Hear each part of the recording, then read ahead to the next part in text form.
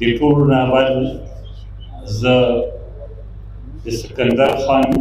صوبایي چیرمین په اجازه نن دا خبرې کول غواړم په سټیج کې صوبایي لیډرشپ او ما ته مخامخ ډېر محترم ډېر عزتمند د قومي وطن پارټۍ ښاغلي مشران السلام علیکم. زه به مختصر د پارټۍ د جوړښت په حوالې سره خبرې کوم، باقي سیاسي خبرې یا نورې اهمې خبرې به زمونږ صوبایي مشر جناب سکندر خان شیرپو کوي. زه به کوشش دا کوم چې خپلې خبرې ډېرې لنډې وکړم، ځکه چې دلته کې تکرارونه اوږده وشول، جذباتي وشول. زه به د جذباتو نه ډډه کوم، خو داسې خبرې به کول غواړي چې هغه مونږه په دې ځان پوه کړو چې نن مونږه دلته کې چې راغونډ شوي یو د دې مقصد څه دی، دا ولې مونږ نن خصوصي توګه نن راجمع شوي یو، دا اظهار کوو چې د قومي وطن پارټۍ خدمت به کوو، دا پارټي به مخکې بوځو، دې دپاره به کار کوو، دا به منظم کوو. نن زمونږ 11 یوم تاسیس دی، خو زه دا خبره کول غواړم چې زمونږ مشر جناب آفتاب احمد خان شیرپو صاحب چې کله دا فیصله وکړه چې اوس او دا فیصله یې ولې وکړه چې اوس وخت کې د قومي وطن پارټۍ ضرورت دی.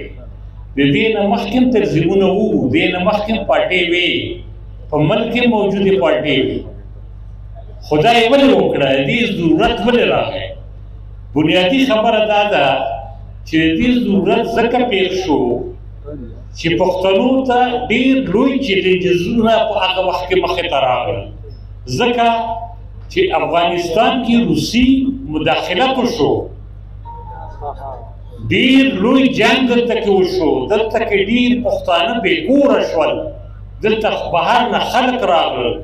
پښتانه په دې نه پوهېدل چې موږ له څه کول پکار دي. په دا صورتحال کې زمونږ ملي رهبر، زمونږ ملي مشر جناب آفتاب احمد خان دا فیصله وکړه چې پښتنو ته د یو نوې پارټۍ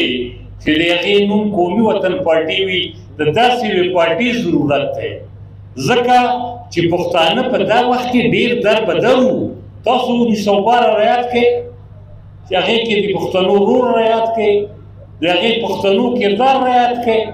او بیا دې فیصلې ته سوچ وکړئ چې آفتاب احمد خان شیرپو چې دا فیصله وکړه د نوې پارټۍ، د دې اثرات څه وو؟ صاحبه د دې اثرات دا وو چې په اول الیکشن کې، په اول کال کې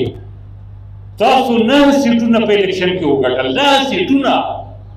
چې باقي پارټو چا 3 چا 2. دا مونږ په هغه وخت کې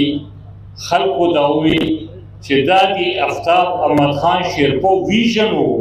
چې هغه د مخکې نه دا فیصله وکړه چې اوس د قومي وطن پارټۍ ضرورت دی، او په هغې کې د مونږ پرفارمنس چې و د وطن قومي وطن پارټۍ د ورکرانو د لیډرشپ ډېر مؤثر او ډېر تکړه.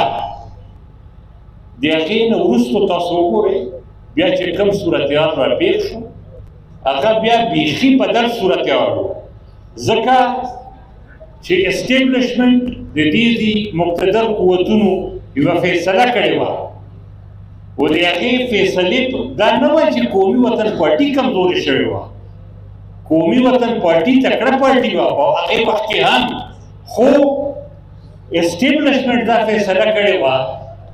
چې دلته کې یو مخصوص لابي، یو مخصوص خلک چې تاسو ټولو ته معلومه ده چې هغه پارلیمنټ ته هم بوځي، هغې ته حکومت هم ورکړي، په صوبه کې مخکې هم ورکړی و، بیا یې پسې بیا هم ورکړو. خو نن دلته کې ډېرو ملګرو ځینې خبرې مایوس کن خبرې وکړې چې سکندر خان له ډانګ راغوښتل پکار. ما خیال دی چې له ډانګ نه خبره وتې ده، خبره دا ده چې د پارټۍ ورکرز چې دي، پارټۍ لیډرشپ چې دی دا اوس ښه مؤثره دی،